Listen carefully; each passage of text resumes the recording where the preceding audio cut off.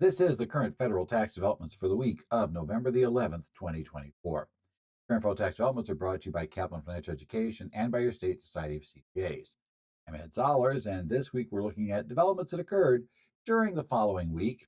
As a practical matter, and not surprisingly because of the fact it was an election week, we don't have huge things that happen, but we do have a lot of questions about what the election may mean.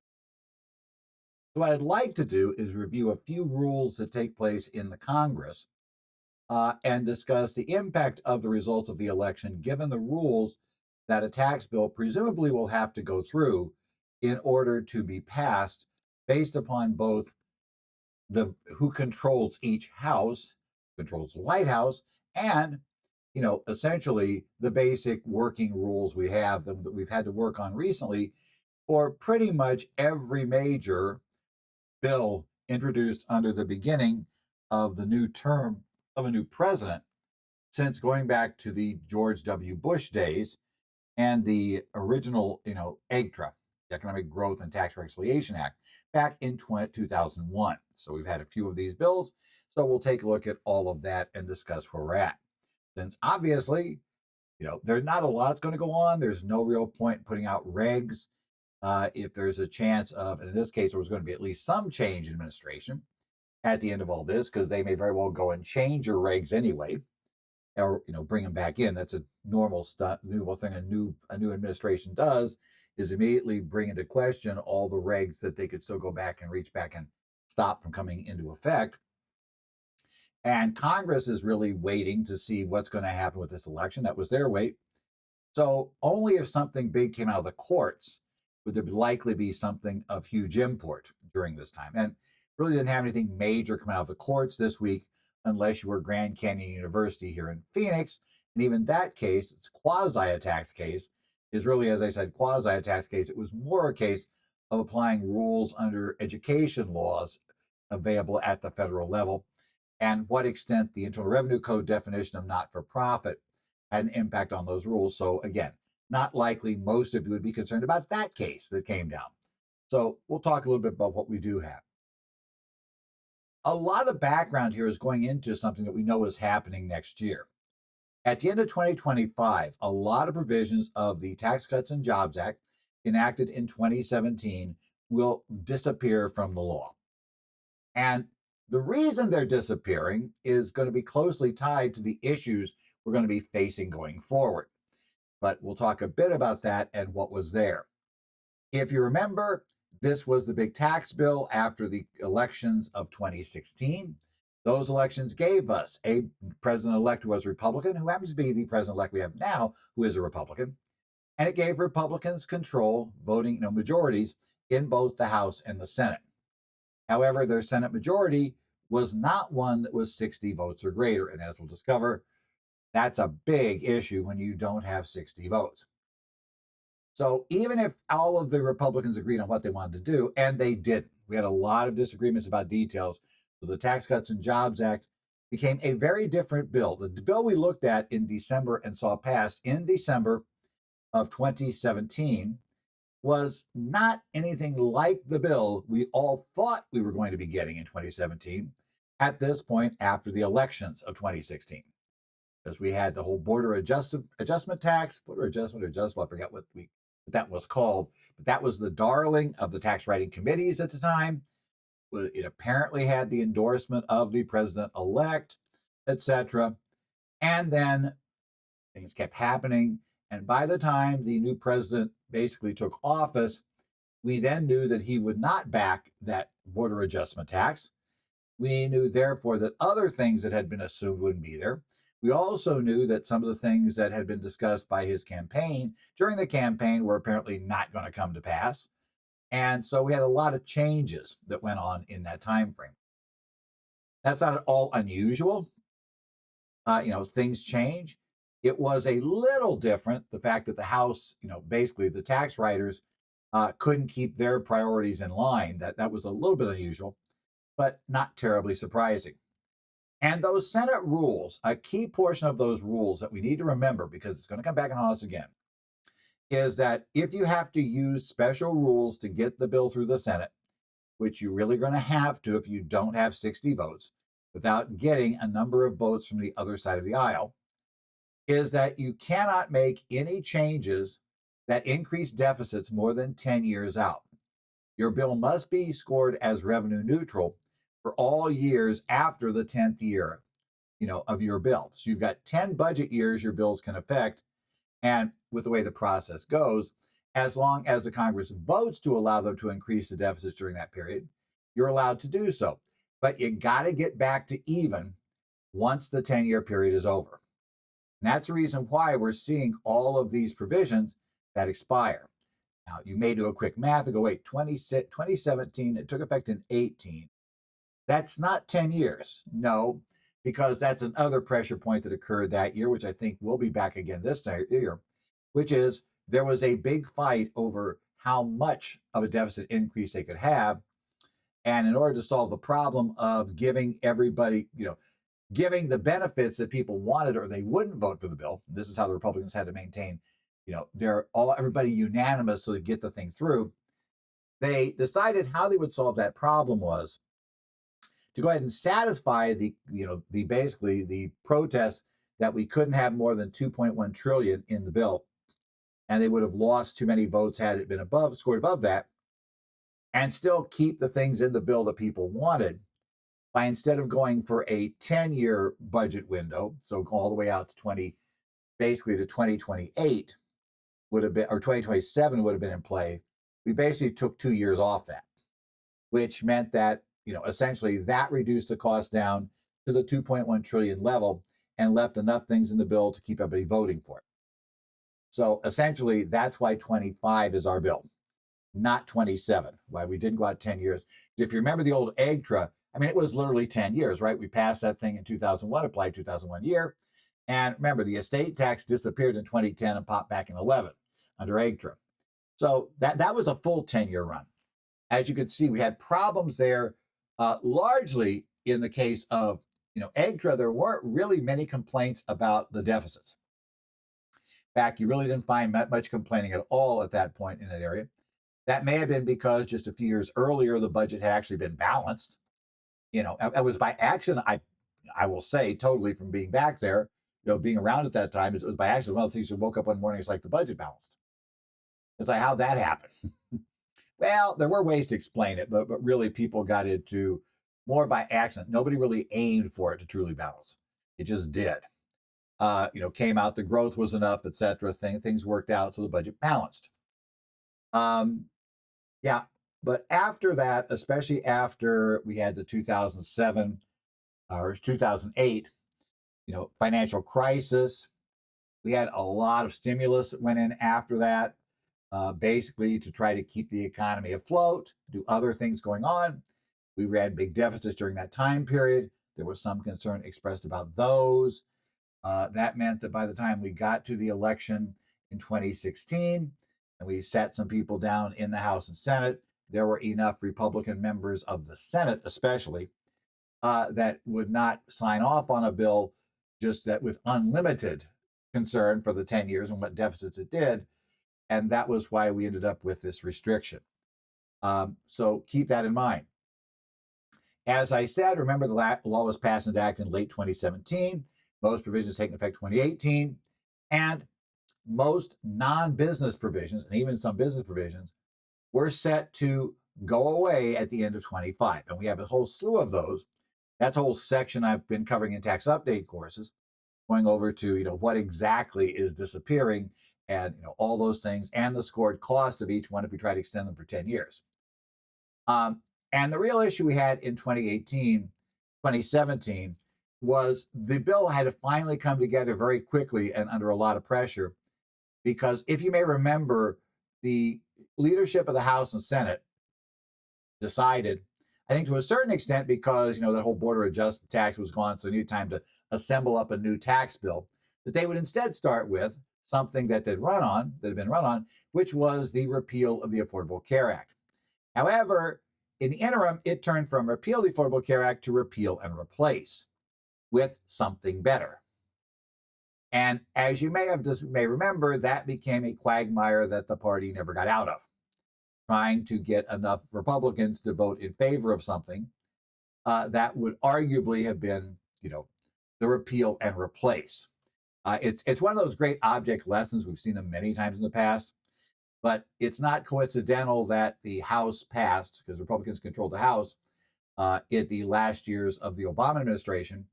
It's not that unusual that the House might have repealed the Affordable Care Act over 300 times in the last year that Obama was in office, right? And of course, the Senate wouldn't pass because Democrats controlled things over there. But suddenly, when the Republicans came into power, even in the House, it became real interesting to repeal the Affordable Care Act, because suddenly it was like, if we do this, it would actually happen. So always keep that in mind, and especially keep that in mind if at the next election, the Democrats, let's say, get control of one house, especially the House. You may see a lot of bills like that where they're voting for things that if they actually had control, they would never vote for it. Now the Republicans are in that position of, it doesn't matter. You can't just vote things out of the House, for messaging. You realize that there is a chance, especially on these tax bills, that whatever you pass will become law. And that makes it much tougher to pass things. I'm not saying I'm being hypocritical. I've been around long enough to watch this multiple times happen. One of those things. Well, let's take a look at the House and the Senate and the major bills and what's going on, right? Generally, let's start with this. This is the unknown we still have. I'm going to show you results, and I recorded this on Saturday morning, and I got these maps at 7 a.m. Mountain Standard Time on Saturday morning, here in Phoenix. And they really haven't changed much since. It's a couple hours later, but nothing much has changed. It may change by the time you listen to this. So you want to go back and check to see if these numbers have moved. The easiest way to do it is go into Google and say, House, how 2024 House elections, and you'll probably get to this map that shows you with the count. And this is per the Associated Press. And per that, in the House, we have 435 seats. That means all 435 are always up for election every year, because they're just, every time we have an election, because they're 2-year terms. So every 2 years they are up for election. That means every federal election, we always re-elect the entire House. So all the House seats are up for grabs. Currently, the AP has called 200 of the, 200 of the elections that are being held out there, of the 435 elections being held, have been called for the Democrat candidate, and 212 have been called for the Republican, leaving 23 seats open at this time where we haven't had the call made yet, including, the last time I checked, for my congressman. Still not really decided, excuse me, how that seat's going to be handled. In this case, it's probably going to go and remain in the hand of the Republican who is in it, who's in it right now, given the way things are going at the moment. But the AP is still not comfortable saying for sure. Okay, so we have that background. I expect, though, because you can see it's a lot easier for the Republicans to get to 218 at this point than it is for the Democrats. The Democrats are pretty close, have to end up with 18 of the 23 seats going their way. And that's asking for a lot. So I think it is maybe not totally for sure that the Republicans will have control of the House, but I think it is very, very, very likely. I mean, I would be very, very surprised if the Democrats got control of the House. Not totally impossible, but not really something that I'm really going to think is super likely to happen. It's like being here in Phoenix. Could the Cardinals win the Super Bowl? I suppose yes. But do I really expect that to happen? No. So, the Democrats' chance of controlling the House is pretty close to the football Cardinals' chances of winning the Super Bowl this year, around the same level. United States Senate, this one we knew what we needed to know pretty quickly on election night. And at this point in time, there is only one race still running. I'm cursed with these because it actually is for the senator from Arizona that's running. So I've got no idea who's representing me, except for the continuing senator from Arizona who wasn't up for election. Both the people that I could turn to as my representative in the House and Senate are unknown at the moment. But That is the issue. But we know that we're going to have 53 Republicans and maybe 54. And we know that 46 of the seats will be Democrats or those that caucus with the Democrats, and possibly 47. And as a practical matter, except for the two candidates involved in the Arizona election, it probably doesn't make a huge difference which way that goes, at least for the tax bill. So we'll see about that. We're pretty close. And what we knew on election night was that the AP had, by the time I got up on Wednesday morning following the election, the AP had already said that there would be 51 Republican senators, right? They had called enough seats in at that point to give it to the Republicans. But we also knew that there would be at least 41 Democrat out positions. And then we had, of course, the unknowns in the middle. Well, that was actually the magic question to answer. The question was, who would be in control? That was important, number one. And then number two, would the party not in control have at least 41 seats? And we'll get into why 41 is a magic number here shortly, but 41 is a magic number. So what that sets us up for is, what does this mean? You know, and what it doesn't mean, but a lot of people who just don't follow politics well may not know, is unless the Republicans decide to make a historic change in the Senate rules, a change which, yes, members of the majority party every time want the Senate to do this, but so far, it's not been done because, to be honest, it's mainly concerns that the member of the majority party realize there's a really good chance they won't be the majority party, potentially as early as 2 years from now. And because of that, they don't want to take away the rights of the minority party, because obviously if you do it, if the other party gets control, they are going to keep those rules that you enacted because they're going to want to do their thing without the bothersome minority party problem. So that's why so far we've not seen it done either when the Republicans had control of the Senate under former and to be future President Trump, and also when the Democrats had control of the Senate during the reign, during the time, not reign, we don't have kings, whatever we've got there, but during the presidency of Joe Biden, why the Democrats never swapped that over to allow just a simple majority, especially in the first 2 years when they controlled the House. So then, as you'll understand, there's a big reason why you'll see a push, and probably will again hear calls to abolish the cloture rules, or at least modify the rules that involve reconciliation, make the cloture rules not important in a reconciliation vote, at all, and to expand what cloture can do, expand what the budget reconciliation process can do, because that is one way around the cloture vote. So we'll see what goes on. Okay. So this gets back to a simple fact that the U.S. Constitution does not really give us many rules that apply to the House and Senate. They're allowed to normally adopt their own. So, all the Constitution tells us basically is that a majority vote in the House, that's a bill that passed, and a majority vote in the Senate passes, with the proviso that if there is a even vote in the Senate, we're tied, then the vice president can cast the deciding vote. The vice president's not allowed to vote unless there is a tie. If there's a tie, the vice president could cast the deciding vote. And that, in the last few years, was very important because it was divided 50-50 between Republicans and Democrats. And since the vice president was a Democrat, that meant that if we had a true party line vote, the Democrats would win, because once the tie was announced, basically Vice President Harris would then vote with the Democrats, and game, set, match, we're over. We'll see. This year, we know at least the Republicans will not have just 50 votes, but there are real chances they might lose some Republican votes. So if I was J.D. Vance, I wouldn't get far out of town, when a major vote, especially the vote on the tax bill, is coming up. I would stay close to, I'd stay in the D.C. area. He might need to go down there on short notice in order to be able to take control of the Senate and cast his vote. So JD, don't plan on long trips, or being out places when it looks like we're going to have the Senate votes on items that are, especially the tax bill, because that's when we're probably most likely to need you. If we are going to consider, the Republican leadership will say, hey, JD, you got to be here, right? Yeah, we're going to require that. So keep that in mind.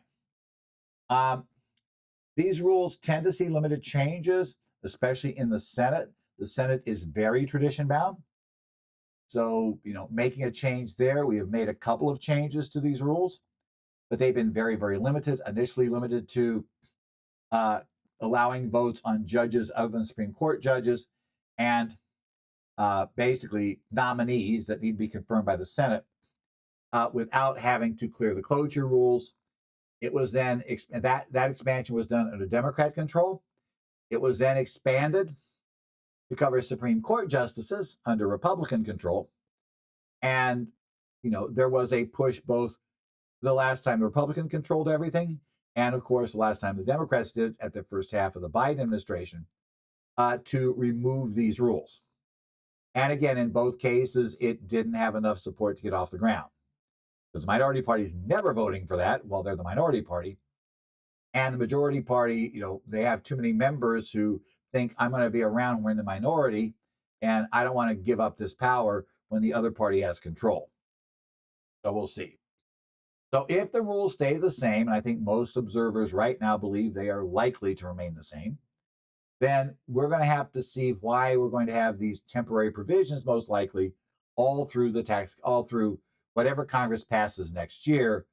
And so whatever we do will be a whole bunch of these provisions that will only apply for at most 10 years. And then there'll be a few that they're willing to actually pay for that will be made permanent, but they have to pay for those. And again, paying for them means either raising revenue, which, by the way, is a nice way of saying raising taxes, or cutting spending. And by the way, the difference between wasteful spending, it's spending they're doing now, and not wasteful spending is whatever they cut, you'll immediately have a large crowd that shows up, protests in hand, that will claim that that's not wasteful spending. All of those things. So, no, don't cut my stuff, cut their stuff, right? Non-farmers probably see agricultural subsidies as wasteful spending. Farmers probably don't see it that way, right? And conversely, some of the things that were done to get, tax breaks and things that are given to attract investments. If you're not in the favored group for the investment, like recently it's been tech companies have been more favored to get them in since that appears to be the growth areas.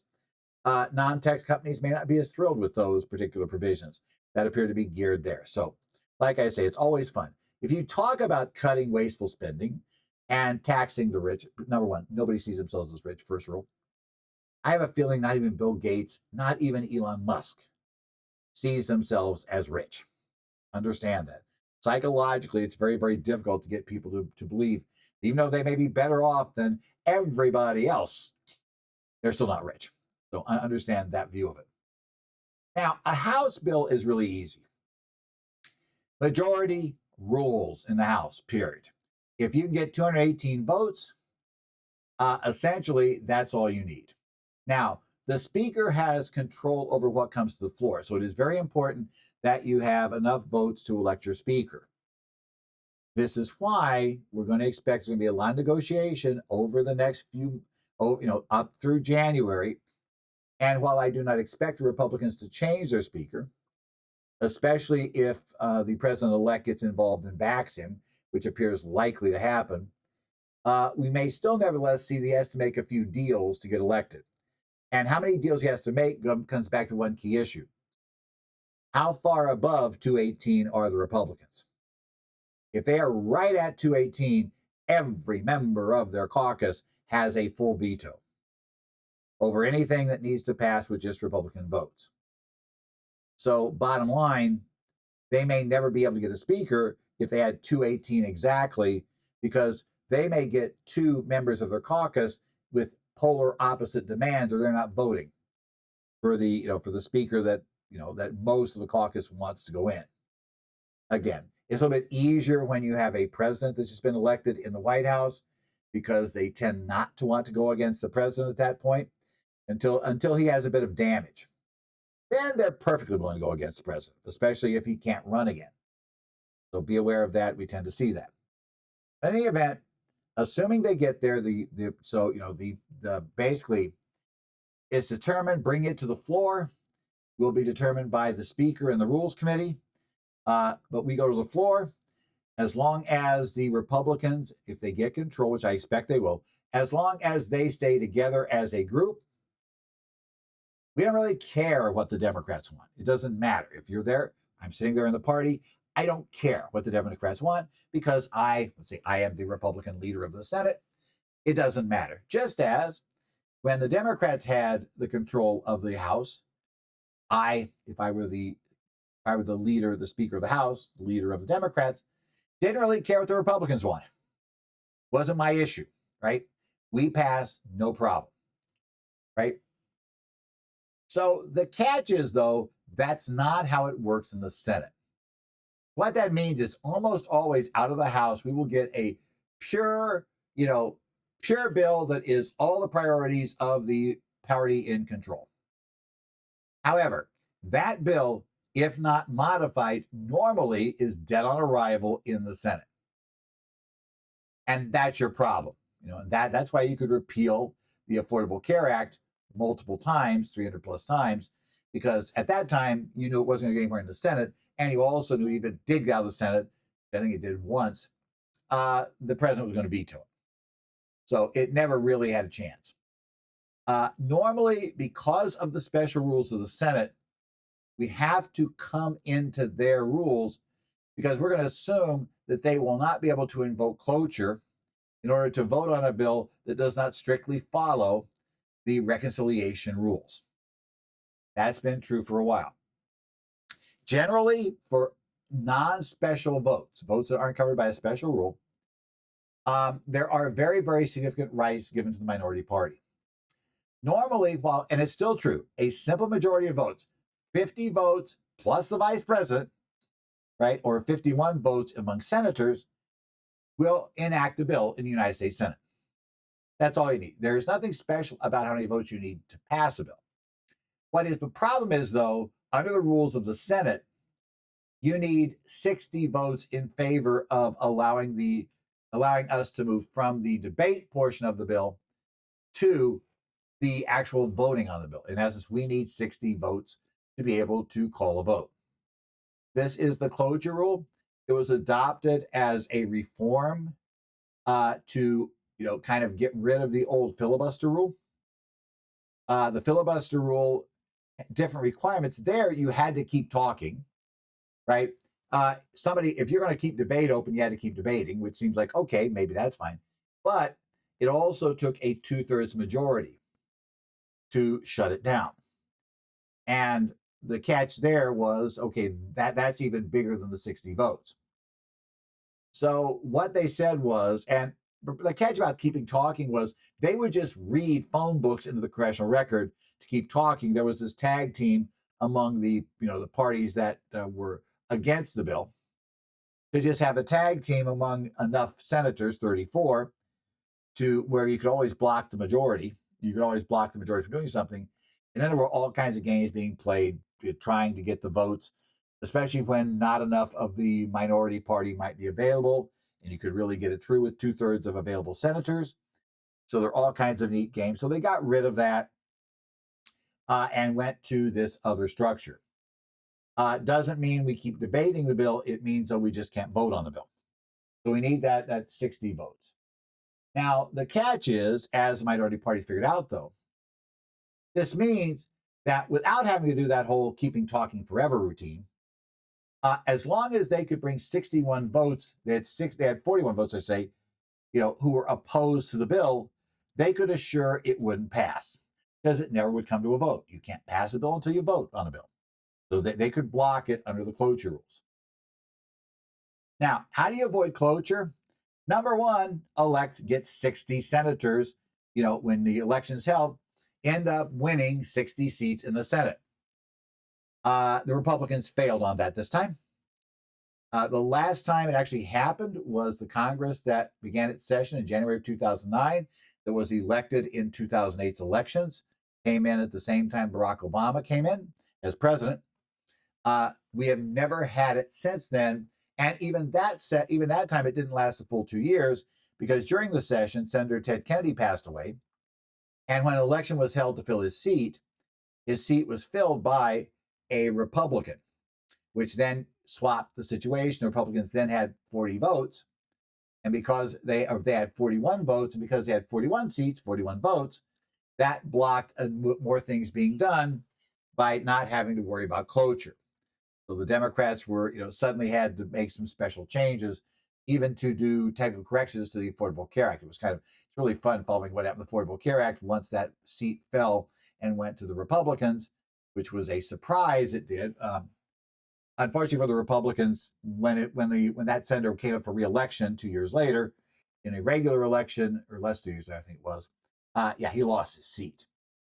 So they didn't keep that seat for very long. They had it for long enough to, muck up the work, shall we say, there, and be in the position to play the cloture card during the end part of that session.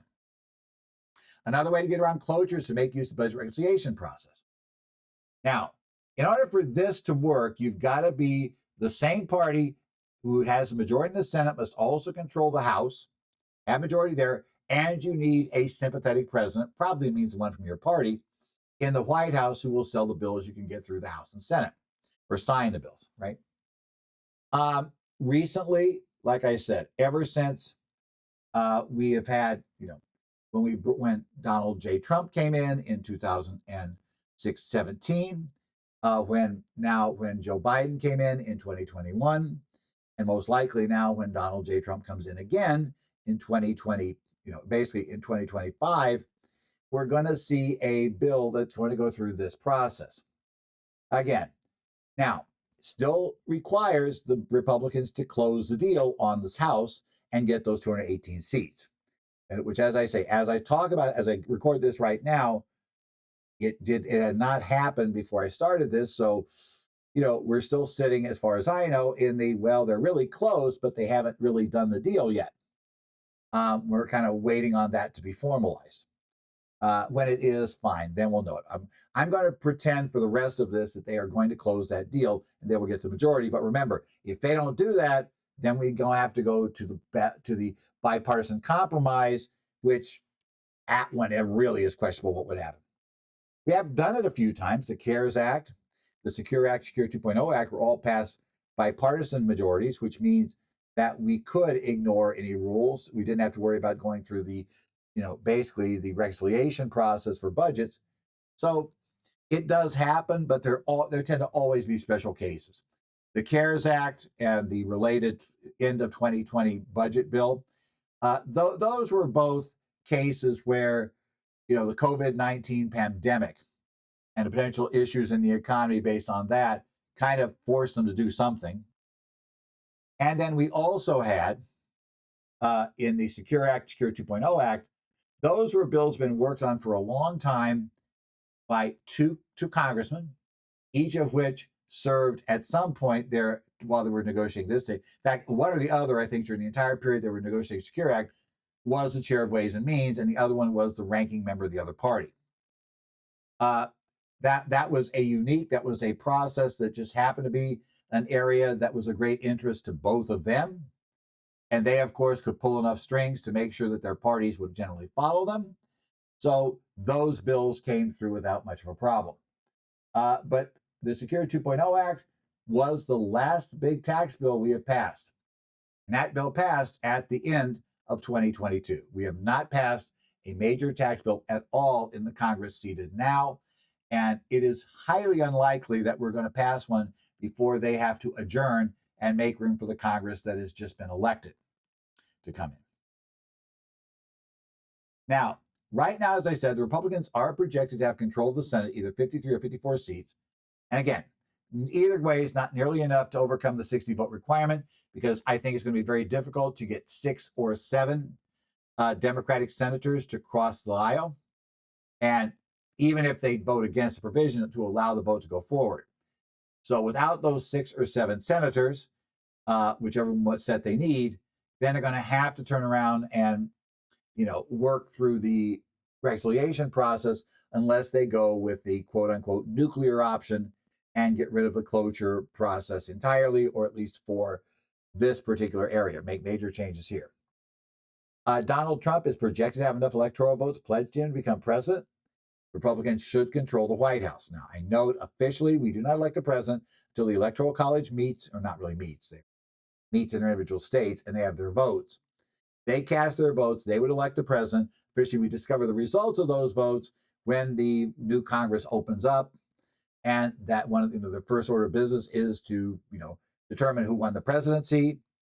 So assuming that somehow we don't have a whole bunch of faithless electors, which then opens up a whole bunch of court challenges because a lot of states don't allow faithless electors to, if you pledged that you were going to go and vote for, you're on your ticket that said you were voting for Donald J. Trump, you can't show up and vote for Patrick Mahomes to be the president. I realized our founding fathers believed that was how they're going to do this. We're going to vote for electors who wouldn't be pledged to anybody, and they would then, make determination about who was best suited. Turns out that wasn't really a workable solution. Not even, in the late 18th century, that wasn't workable.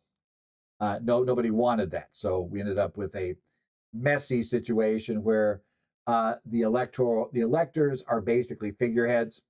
They don't really make any decisions, but they are technically still who will vote in the president.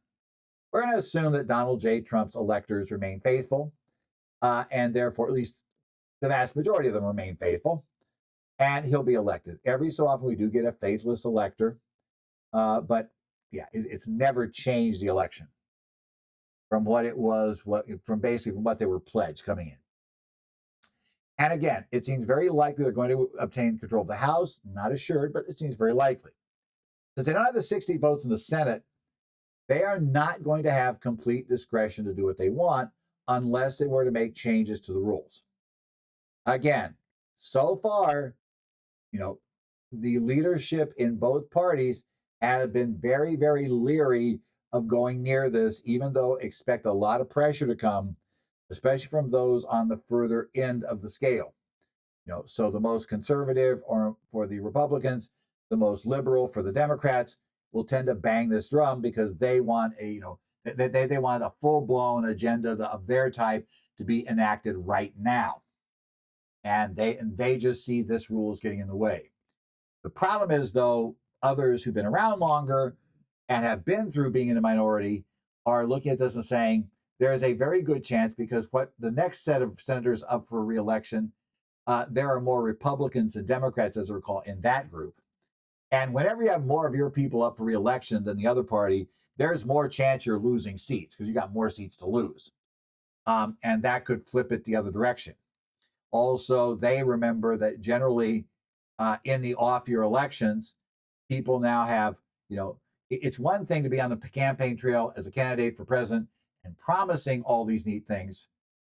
It's very tough in that 2 years to have delivered those things. And when reality happens, or when people see what happens on the other consequences of doing what was discussed, then the president tends to become less popular, and the president's party becomes less popular. So that's why you figure, look, we got at best a tight majority, right? We don't have an overwhelming majority in either house. That means that it's very, very, very possible we will go in the minority in the Senate. So we're not thrilled with making changes, because believe me, if you make those changes, if the Democrats get control back, they're not going to suddenly go back to the old system. They'll whine about giving up the old system, but once you left it in, we're fine. It's kind of like back when the Democrats changed it for voting for individuals who are nominated for cabinet positions and other positions that need to be confirmed by the Senate, and for judges, Supreme Court judges. While the Republicans wildly objected to that and complained and yelled and screamed when it was passed, they've never put that rule back in. Right? In fact, they went ahead and said add Supreme Court judges. Democrats whined and screamed about that, but they never put that rule back in either. So, in essence, it's one of those issues. So the most likely route appears to run through reconciliation, because the others are involved making a change to the rules that will be unpopular, will make it seem like you're doing a power grab, and voters don't tend to like that. And so there's lots, and it's also just risky because you don't stay in control forever. You got a problem in terms of, it's suddenly you're going to be living with the fact that you might as well go and stay home for the next 2 years, because it won't matter as long as the other party stays together. So that'll be it. Let's talk about this process and a little discussion about what it probably means for our bills. With the increasing partisanship, more and more we've had to go use this process to get a bill through. Basically, it was very clear that, what became clear early on was that as parties began to just use this 40 votes as a sledgehammer for everything, right? It was thought initially that, you would only use it likely to the filibuster, because the filibuster is a real pain to run. So it was not likely you would filibuster every bill you were against because, you know, especially since senators tend to be older, did have a few dying off, from having to be up that long and, doing all that yelling and screaming and, having sleepless nights, etc. Yeah. So you only did it for a few bills that you really, really, really wanted to block. But this cloture vote was way easier. It's like it's really very simple. There's no real sacrifice by the minority party to use it. And so the minority parties would just regularly use it. Whoever's in the minority in the Senate would use it to stop bills, right? That's how it's worked. That's a major reason why we see far less legislation come out of the Congress these days than we had before, is because you can't get the cloture rules means the Senate can't pick up the bill in most cases, except for the limited things like the budget bills and when we talk about judges and, the judges and the others that are being confirmed, those are the ones they can pick up and run with. That's why the Senate spends so much time now just confirming people. It's kind of like they can do that. There's less chance to accept compromises. We just block actions on bills we're against because the worry has become, unfortunately, more and more. The worry is mainly my only risk to losing this position is being primaried and losing the primary. So we've seen fewer and fewer people who are who just they don't care. There's no reason to go across the aisle because, especially in a primary where the only voters are members of your party, and that has become more significant as more and more voters have gone independent. We tend to have, let's say, the people that are more extreme are the ones left in the parties. So, yeah, in essence, you worry about being primaried. That's your risk. You're in a safe seat.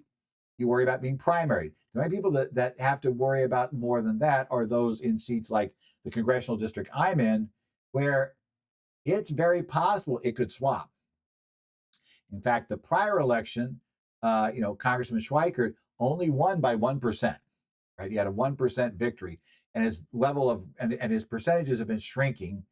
Part of that is, part of that's not due to him, all due to him, let's say, being less popular, although arguably he might be. It also had to do with redistricting and other issues that gave him some more difficult districts from time to time that he had to deal with.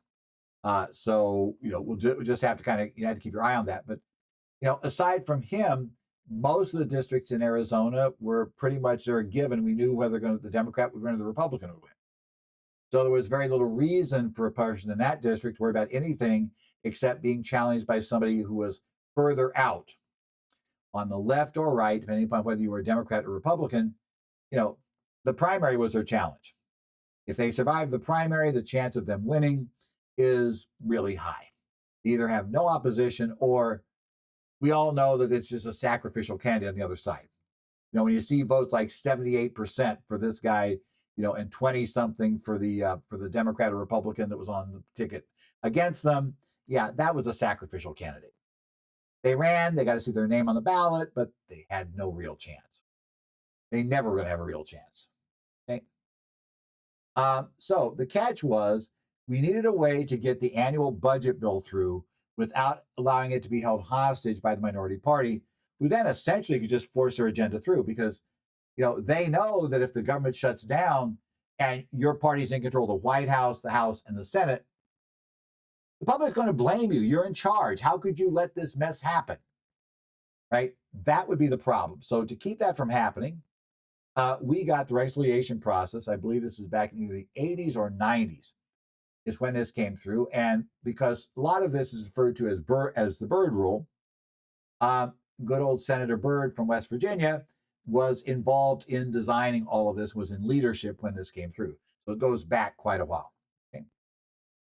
Now, if we go reconciliation, so let's assume that's what we have to do. Here's the process. First, we have to have a reconciliation resolution. Identical reconciliation resolutions have to be passed in the House and in the Senate. Those reconciliation resolutions basically set out the spending, assign spending to the various committees that are what they're to divvy up. and revenue raising. So the revenue committees like Ways and Means and Senate Finance, how much revenue they're expected to deliver. Now, they have some discretion as to what they do there, but they're supposed to bring in those targets.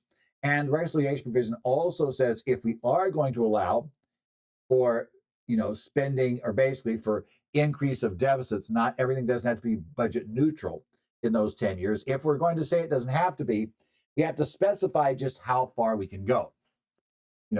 How far are we going to go into the deficit process, increase deficits over those 10 years? And as I said, you cannot authorize any increase in deficits outside the 10 years.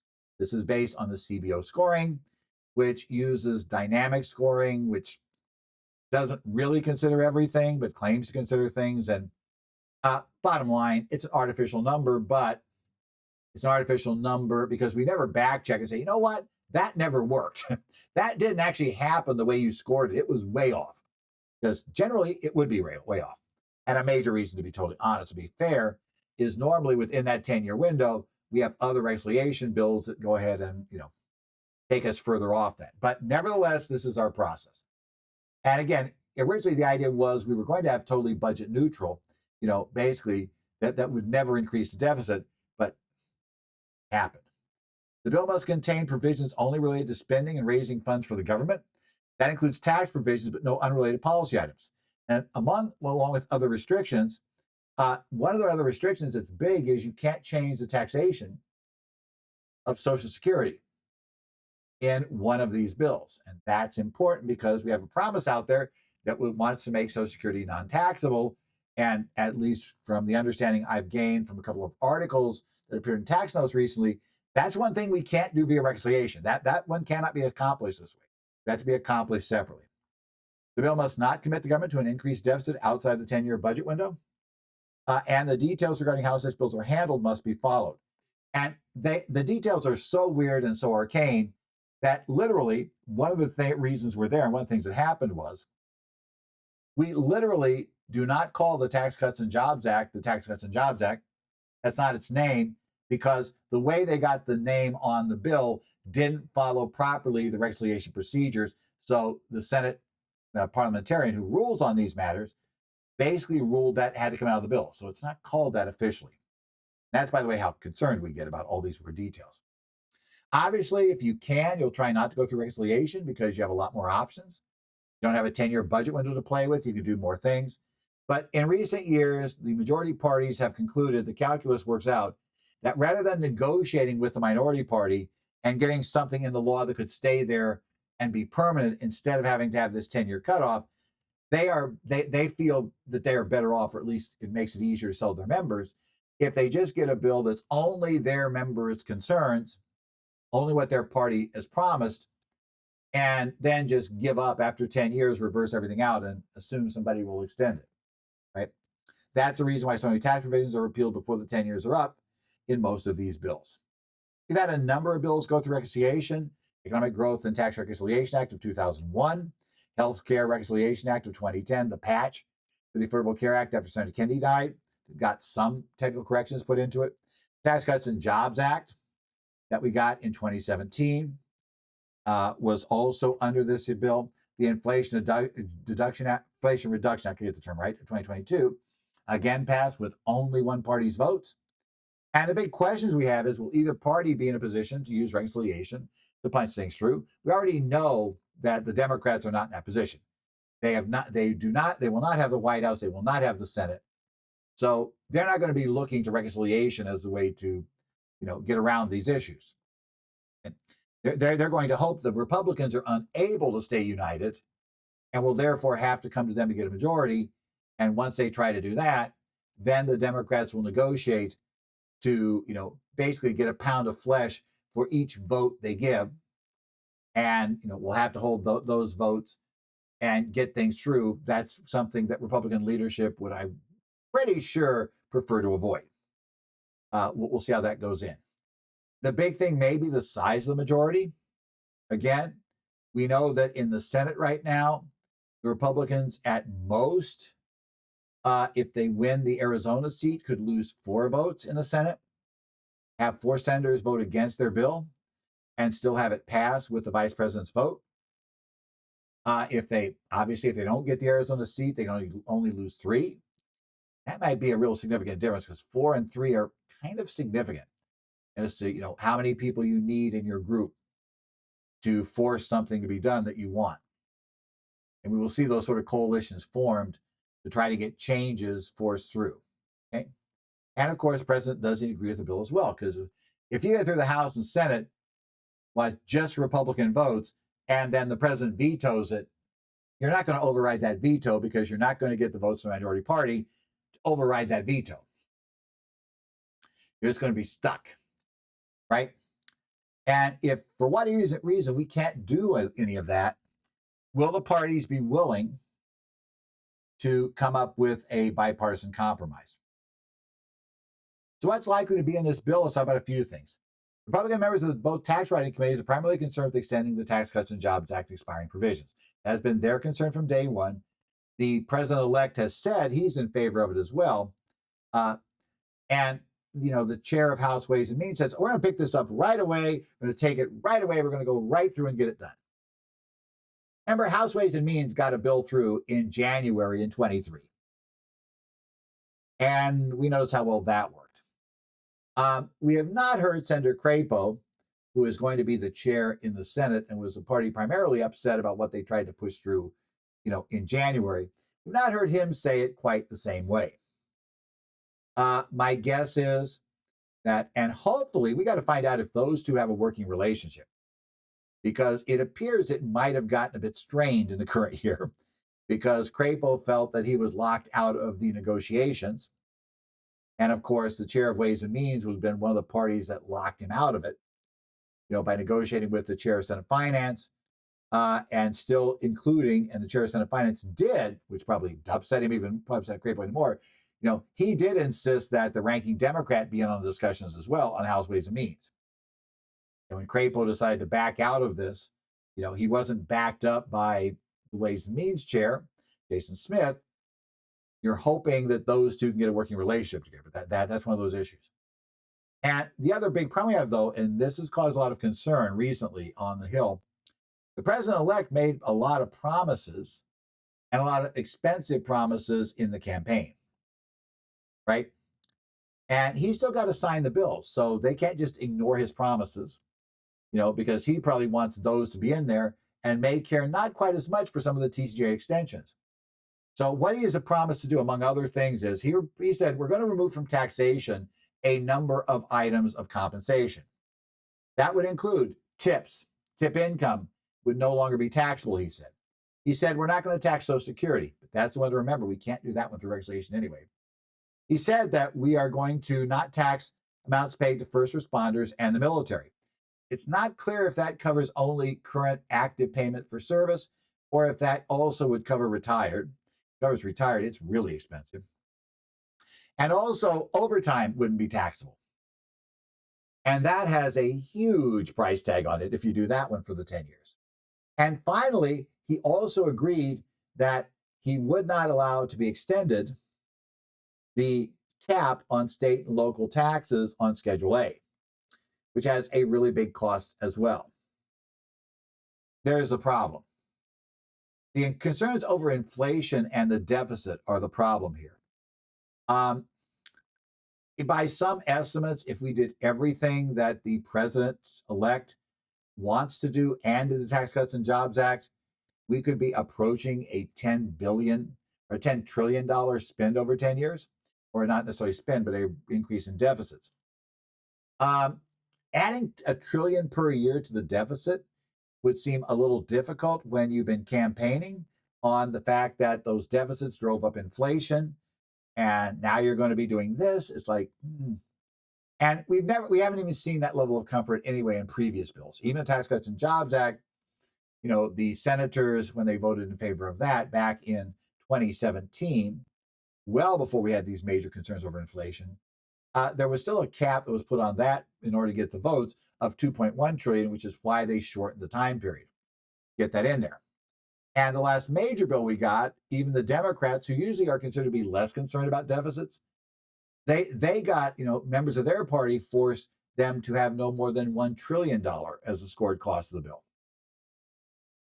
So yeah, those are all going to be interesting to see how they go, and see what's there.